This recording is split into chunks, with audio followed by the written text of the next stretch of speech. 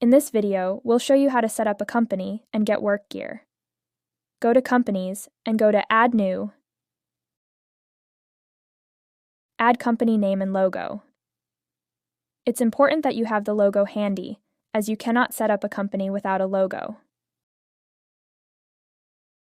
Now, we'll establish the rules of access for the system. We can either have a staff login or public, no login required.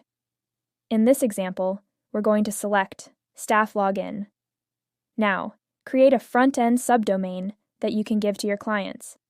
This will give them access to the system.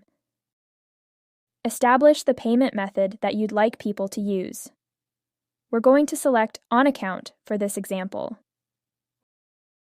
We now have an important step where we establish the allocation type. Given that we have a login feature, in this example, we're going to select Quantity.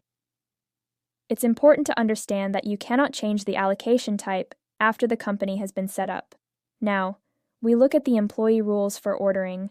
Here are the various options that are available. The final component of setting up a company is adding company content.